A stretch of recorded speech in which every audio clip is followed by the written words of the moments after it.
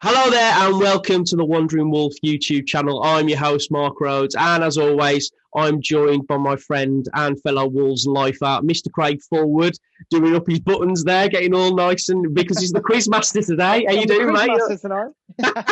How are you, mate? Really good, mate. I'm really good, mate. Good to see you. It's Friday night. Quiz. What more could you want? Look like you're about to read Sky Sports News. It's funny. And the reason why I'm very excited is because we've got someone who, me and Craig, we're massive fans of this guy. He's been working so hard on numerous projects. It's Jason Guy. How are you, mate? You're top man. He's also the author. I'm going to get this in quite a few times. Tales from the Tape. There we go. Fantastic. I'm only on to Steve Daly, mate, but I'll tell you what, mate. I'm looking forward to going through a few more of these players. I've got to get my copy as well. Yes, you are actually. That's a good point, Craig. You haven't ordered one. I know Mark was very early doors. You haven't ordered one yet, Craig. I was going, Jason. That's what I mean. I'm going to jump on tonight and get one. Brilliant. I mean, to be fair, if you've only got to the Steve Daly chapter, Mark, it does get better. Really?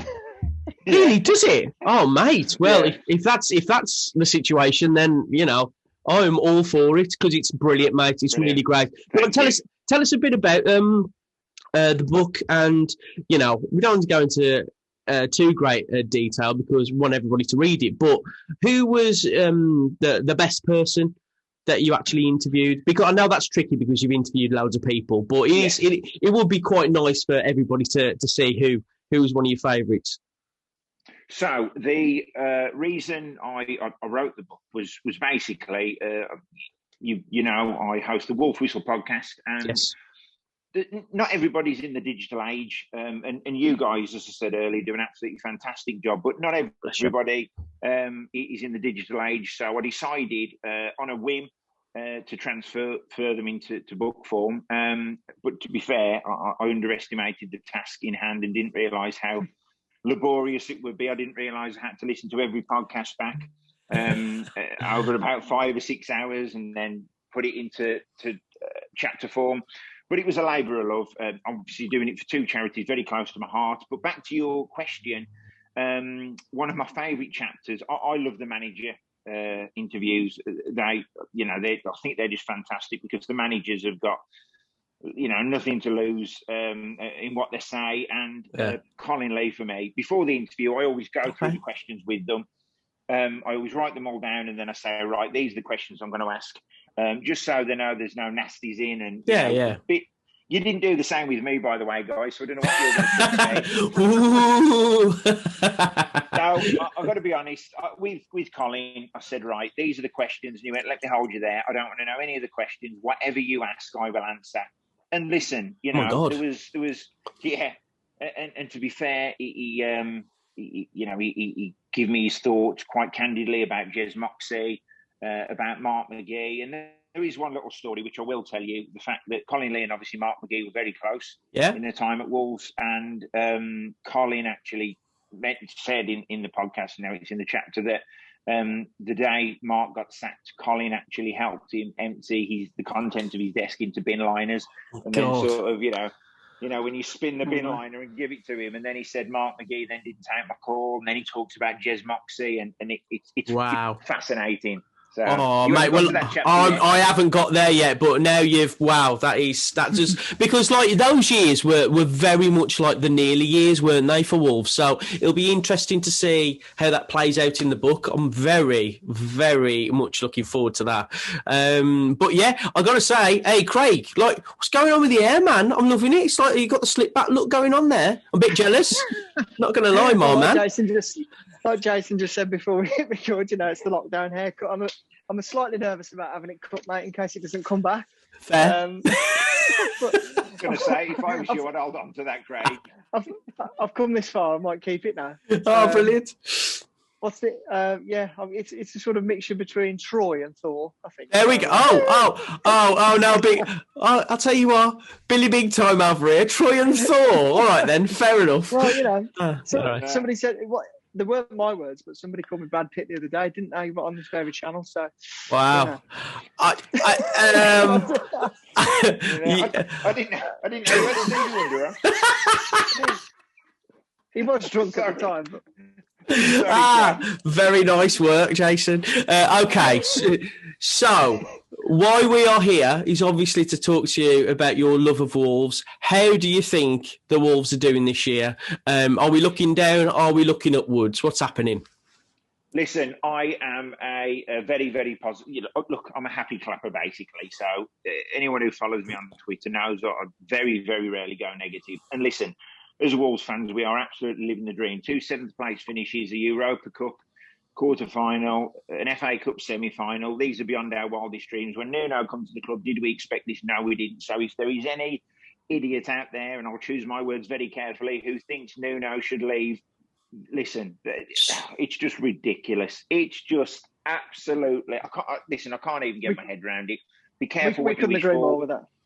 We have got the best... Listen, I speak to players from the 70s, speak to fans from the 70s, the 60s, whatever.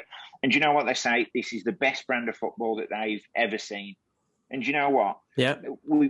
It's just unbelievable what we're going through. This season has been, forget the word transitional, it's been, and I hate the word unprecedented, but listen, it's been very difficult playing in front of empty stadiums. Yep. One team that's saw the advantage of that is West Ham, because their fans get onto them from the off, and they're actually now playing with a new lease of life. Wolves, on the other hand, need the supporters in the stadium, and playing in front of these empty stadiums must be difficult.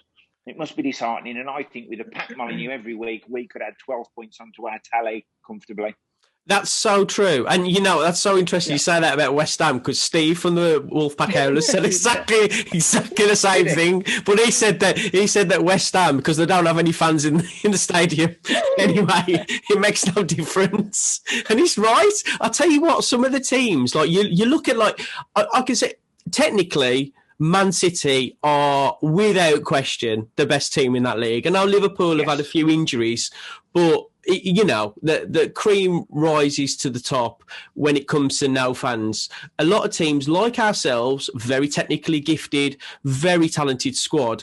But if you put on top like 30,000 Wolves fans on top of that, I think Adama Traore has really missed the fans, really getting on his back and pushing him forward a few gears, because I really think he's the type of player that needs that. He needs that push. But we'll see. He needs all the help he can get. Yeah, well, this is true. We're not Adama Traore biggest fans on this channel, but we do see there is an X factor there with a certain amount of players on our team. We've got so many players that can turn teams over. Listen, I agree, and I think there's a lot of players in that team, especially the young ones, which thrive on confidence. And you know, you can see that. And listen, if a player has a bad game, he doesn't need a crowd or a fan on Twitter to tell him he's had a bad game. He knows he's had a bad game. Yeah. And with a player like Traore, listen, we know he can be a world beater. He can be a match winner. But the problem is he can have one absolutely fantastic game and then he can go missing for a game or missing for a half. And that's really...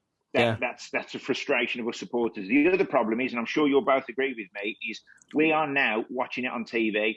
Every single decision that's made, we see 7 different angles of it. We all turn into football pundits. As soon as the match is finished, what do? We get our phones, we go on Twitter, you know, good or bad, rightly or wrongly. Normally, we'd watch the match, we'd go to the bar, go to the pub, have a few pints, you'd travel home, you'd forget all about it, you go home, have a row with the missus and kick the dog.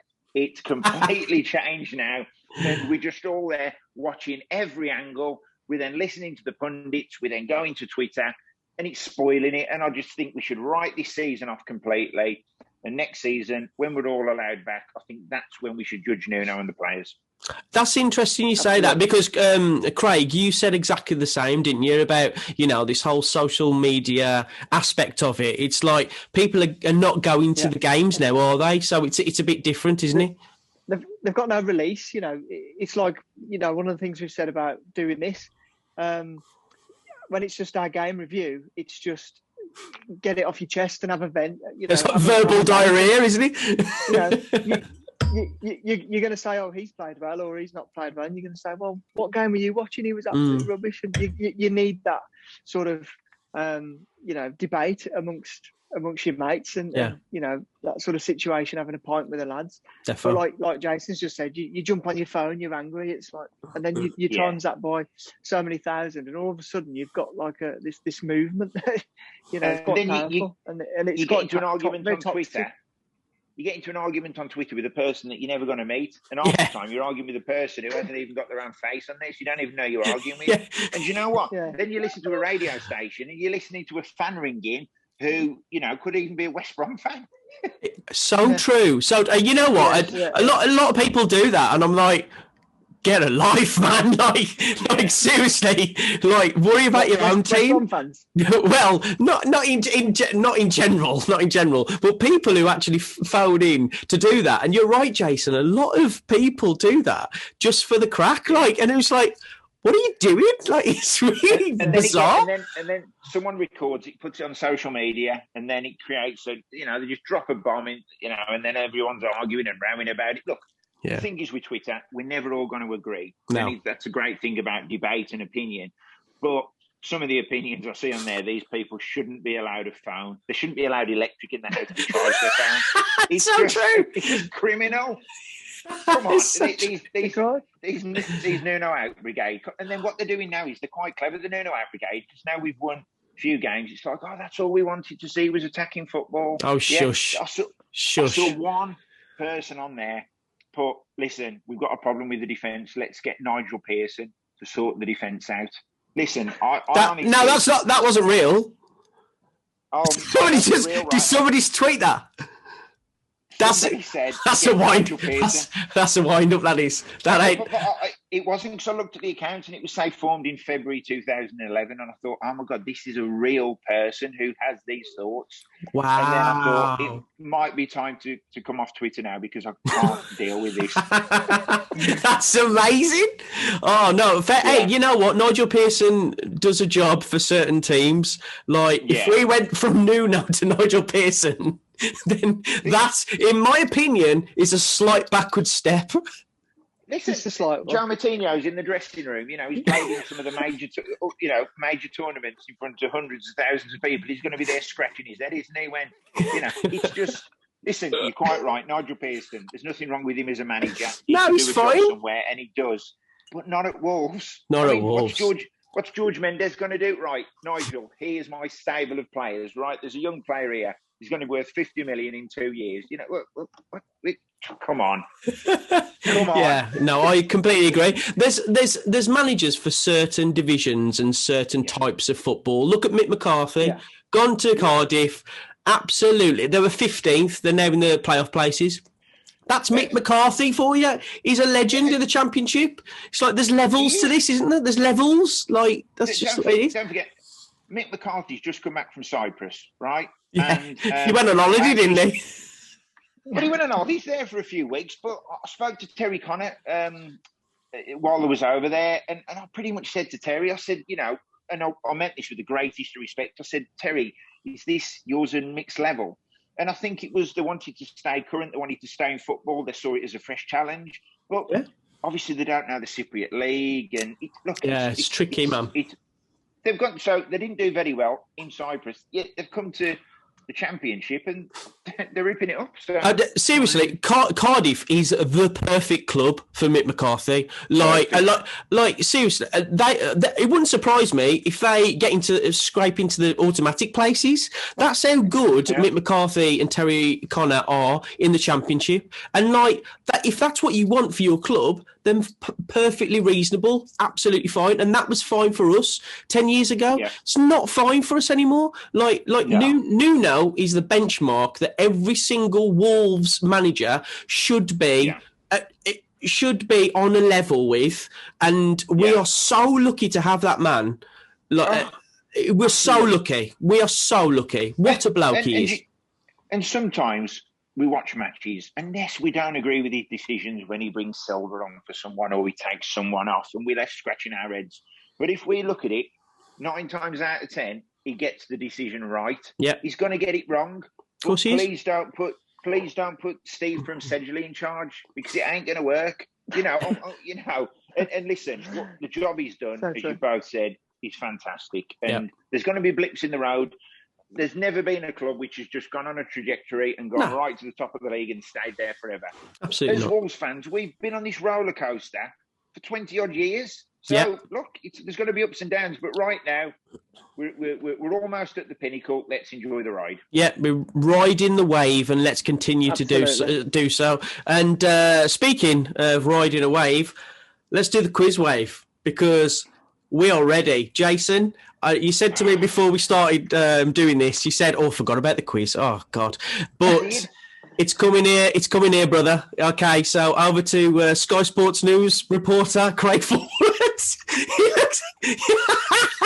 He's got his questions already. All right, mate. Here we go. So, how does it work? The problem is, can I just say, if it's anything from the last 5 years, I've got no chance. I really hope that it is because before then. It's a mixed bag. It's an absolute mixed bag this week's instalment. Okay. But welcome to tonight's quiz. Jason, you're up first. So I hope you can hear me loud and clear. Right, question 1. Yes, I can. Ready? How many England caps did former Wolves winger Matt Jarvis get for England? Was it 1, 2 or 3? It was 1 and it was against Ghana. And I believe it was 2011, and I was at the game, and I think he come on for. I'm not going to get that far, but yeah. Jason, you're not getting bonus points saying having it. I'll be the judge of that. But no, it's not. Well done, mate. Yeah. Wow. It was 1. Okay. I've just realised what I'm up against. Well, yeah. That was doesn't bode well for you. And I'm not googling anything. Look, I'm not googling anything. Oh God! Right, Rosie, question 1 for you, mate. Okay. Right. 22nd of November 2017. Cast your mind back. Wolves beat Leeds 4-1 at Molineux. But who opened the scoring for Wolves that evening? Was it Ryan Bennett, Barry Douglas, or Helder Costa? 2017. Jason just did a smirk, so that means he knows it. I don't think I do, actually, I'll be honest.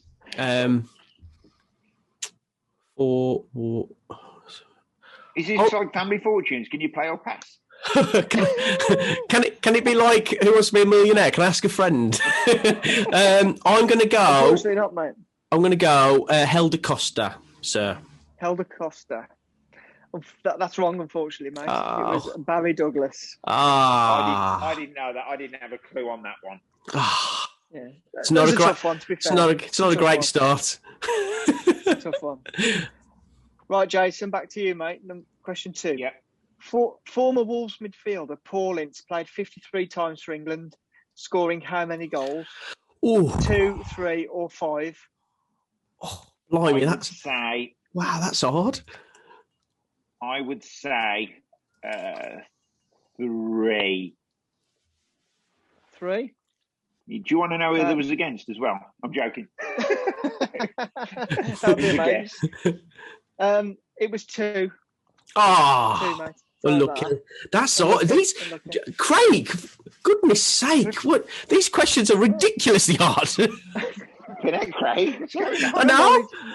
Your two's knowledge is absolutely impeccable. So apparently not, mate. Yeah. Apparently not.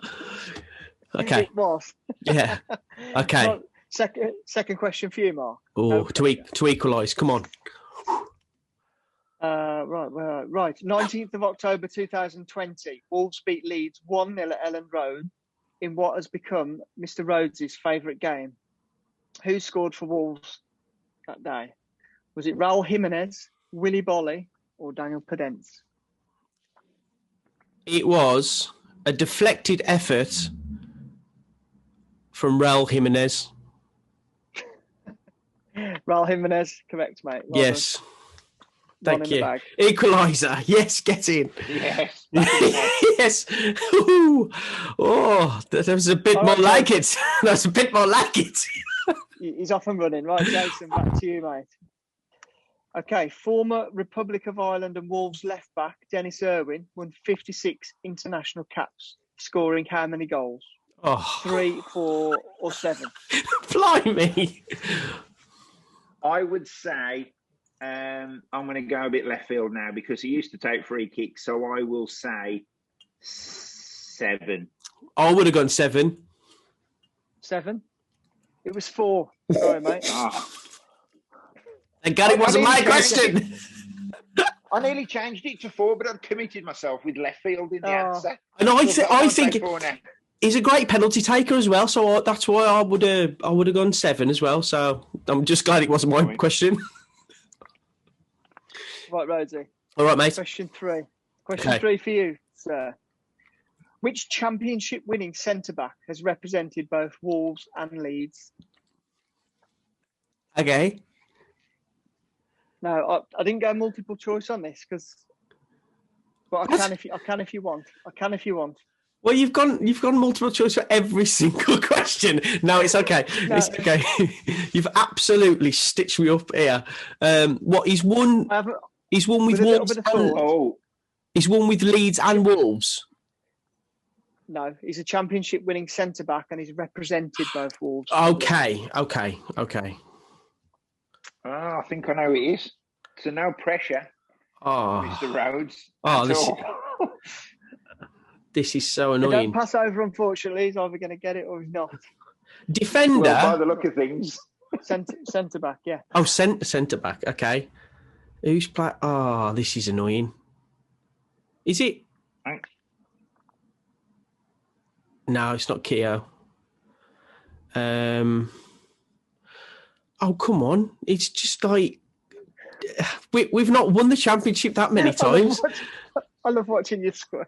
Oh, mate, I'm squirming big time here. I thought you'd get this. Oh, this is annoying. This is so annoying. I'm going to be so annoyed when you tell me this.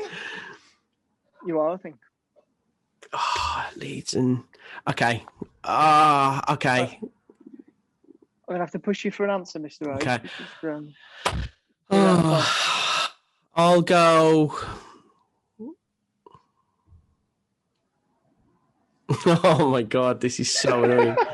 This is so annoying. It's the quiz. Okay. Well, he's not centre-back, but I'll go Keogh. Oh, mate, I really thought you were going to get this one. I thought this was one of the easy ones. But it's Paul Butler. Oh, you win it with Leeds. Yeah, win it with Leeds. That's why I was... That's so annoying. Why couldn't I have heard that question? Oh. I thought the championship winning team was Wolves, so I was like, oh, okay. Did Jody Craddock play for Leeds or like? But you got me there, mate. Yeah. It's annoying. Sorry, buddy. That's all right, mate. That's all right. I've just got to be better. I have to keep these questions tough because your knowledge is usually. Is that very good? It's like, what's the score? Is like that? That's the end of 3 questions. Is it still 1-1? I think it's still 1-1. Blimey. You've got one each. Yeah. Question 4 for Jason. This is penalties. I know, yeah. Golden goal. This isn't multiple choice either, so. But we'll see. Okay. Which former Wolves player won Young Player of the Season in 2002-2003, and then went on to win Player of the Season in 2006-07? Oh, I think I know this. Mark Clyde. Mark Clyde? It's not, mate. It's not. It's Murray. Yeah. Yeah. He's devastated. He's devastated. Yeah, unlucky, mate. I was a bit premature with my answer, wasn't I, then? Mark Clyde? That was like, I would never have gone for Mark Clyde. No, I wish I had to just lie, to be honest. No, sorry. What was Matt Murray? Class. Yeah. No, that's good. Good, confident answer. Just get it out. It was. Yeah. Yeah. Might not be right. Confident, but it helps being right as well. Peter Shilton. So, like, really confident. Yeah. Oh, hang on now. You see, you could take the lead now. I can. Try and put him off. Haven't I behind the goal? Try and put him off. Right, Foty, over to you. Which Portuguese international player helped both Wolves and Leeds win promotion during his career? Oh, well, it's Helder Costa, isn't it? It's got to be Barry Douglas. Mark Clyde. Helder Costa, mate. Helder Costa. Helder Costa is correct. Well done. Yeah. Sorry, Jason. I've got to say, that is harsh. What? I better get an easy one now. This one's easy for you, Jason. Jason, last question for you, mate. Andy Thompson famously joined Wolves with Steve Bull in 1986. He played for the club 451 times and eventually left in 1997. Where to? That would be to Tranmere Rovers. Absolutely spot on, mate. Yeah. Yes. Well done. For that. Well done. Here we go. Look at the pressure now. 2-2 with 1 to go. Oh, come on. It's going to be a diplomatic draw. I'm going to take it on the last question. Come on. Rosie, over to you. Listen up. Come on. Wolves beat Newcastle 3-2 at Molineux on the 5th of January 2003 in an FA Cup third round tie. Who scored the winner that day for Wolves? Was it George Ndar, Kenny Miller or Jolyon Lescott?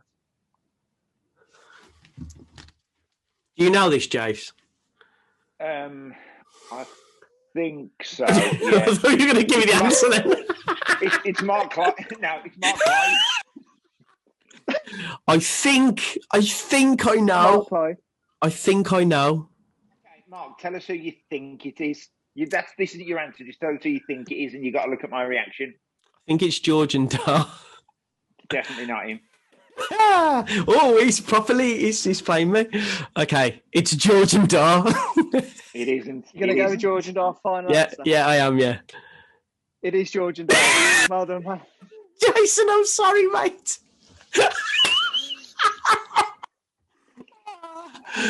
But can you tell me... Congratulations, mate. Thank you. Can you tell me how many caps did he serve you?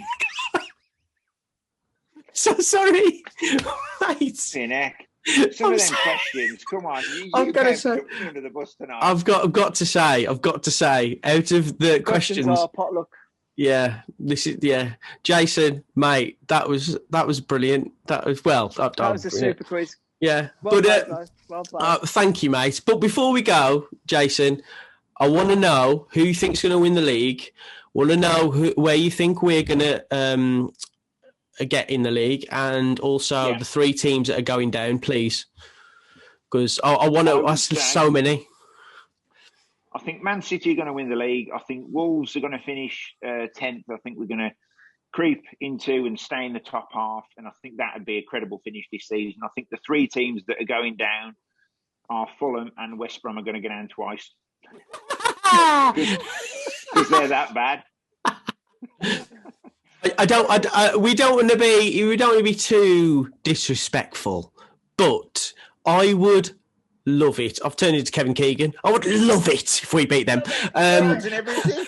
No, I would love it. I would love it if we went to the Hawthorns and not sent them down, because they'll be down so sooner than that. Way before that. Probably like the end of March they'll be down.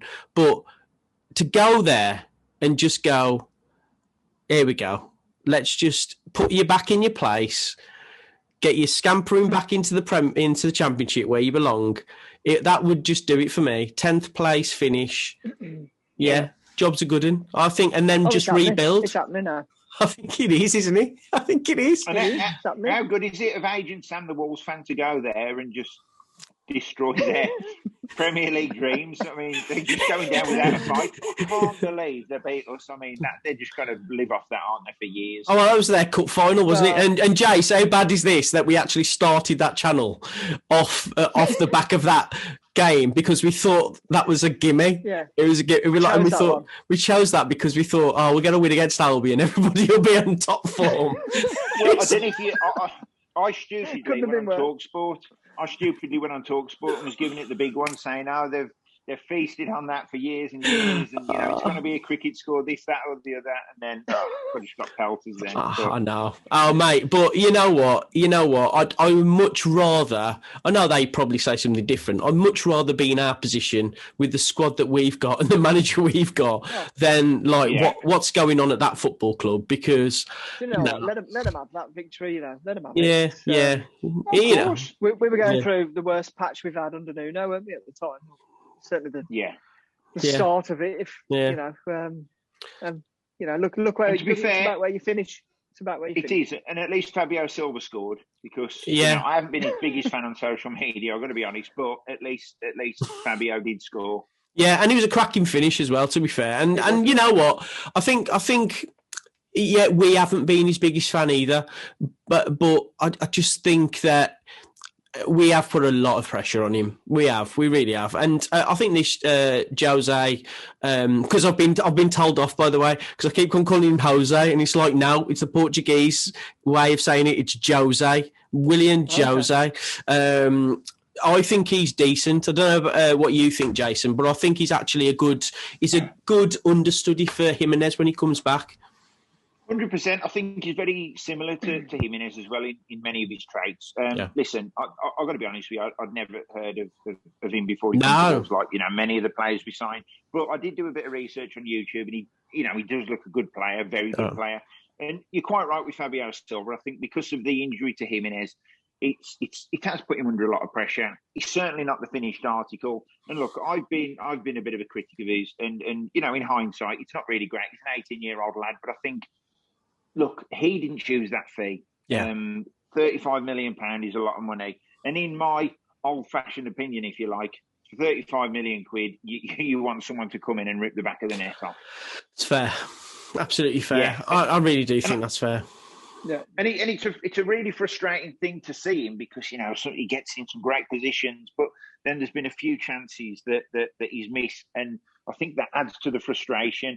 But look, hopefully he'll come good. I'm like you guys. I want to see him score. I do, of course I do. Yeah. Because the danger is it's an investment of 35 million quid because people are saying, "Oh, put him out on loan." If he goes out on loan and doesn't do it, then what? Or gets a bad injury. Yeah. Yeah.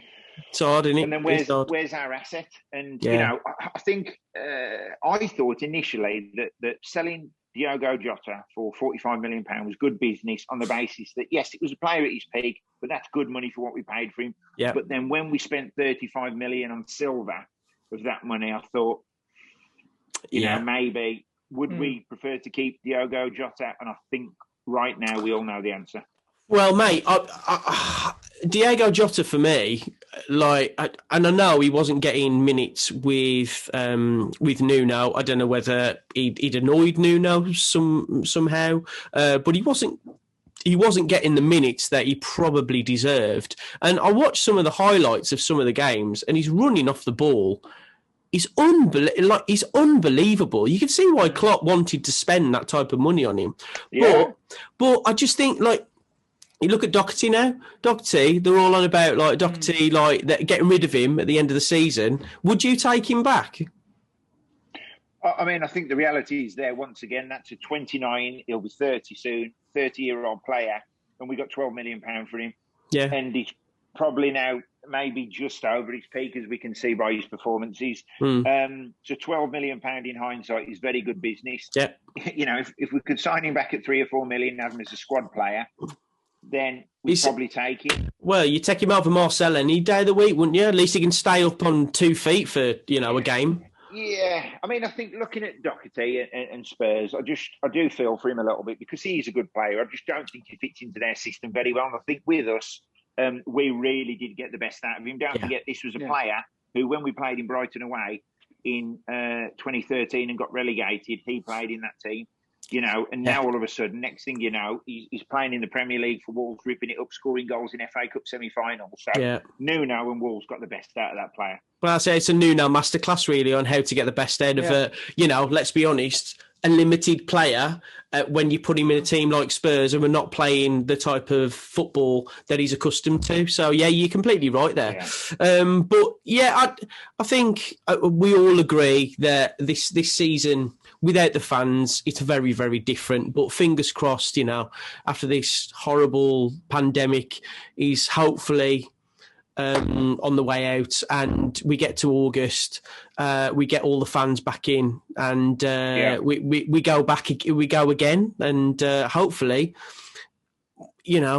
got Neto, Podence, who I think Podence, for me personally, I think he's a quality player, and I really think he's a game changer. But he needs to stay fit, and he'd be my starting 11, and that's why I believe that we can get rid of Traore, because to fund, other signings coming in, because he's the guy that we're going to get big money for, and are able to fund, the 20, 30 million. Players. And right now, I suppose probably not right now, but maybe even 6 months back, he was a very, very saleable asset, Adama Traore, and he still will be. Listen, he's a top player. He just doesn't do it every week in, week out. Yeah. And that is the difference between a player, let's be realistic and honest, playing at Wolves to a player playing at Liverpool and Man City. Because Liverpool and Man City sign players who do it week in, week out. They've got their recruitment absolutely spot on. Yes, and, exactly. And that's the difference. We have got one absolute gem in the team, Pedro Neto. Now, at all costs, at the end of the season, that is the one we've got to, tie down. I'm not sure what contract is, how long it's for. 4 years. 4 years. He's signed a 4-year contract, so that's amazing. Like that's as good as signing a new player, really. It's like, because if we do sell him, it's going to be for 80 million plus. And I don't want to sell him. Don't get me wrong, but you know what? If Man City, the Liverpools and Man Uniteds of this world come sniffing around, like, he's going to have his head turned. But I don't know whether you saw the interview that Tim Spears did with the lad, but my God, he seems so happy at Wolves. He seems like the happiest lad. Like, he just loves playing football, and I think Nuno will get the best out of him. 100%, and I think he's still a young lad. When he first come on the scene for Wolves, I think we were all guilty of, he didn't really jump off the page for me when he first started playing. But now he is a serious talent, and absolutely, Nuno does get the best out of players, 100%. Yes. So he does. Fingers crossed. We go from strength to strength. But Jason, thank you ever so much for coming on the channel. Thank you, guys. It's been a top chat. Cheers, mate. And if it would be lovely to have you on again in the future, and we can talk about Wolves going to Europe. I want to go and read my book now. Oh, me too. Oh. Yeah, available in all bad good shops. Craig, where's yours, mate? Craig. On, Craig, get it. I've got to go and work on a quiz, mate. Fair enough. I'm going to go and order my copy now. And listen, you don't need me to tell you, but listen, you two got to keep up the great work as well, because sure. I've watched loads of your shows, and it's really good and interesting, and it's different to what's out there. So both of you, keep up the great work. Cheers, Jason. Cheers, much appreciated. You have been watching Wandering Wolf. Thanks a lot. Thank you.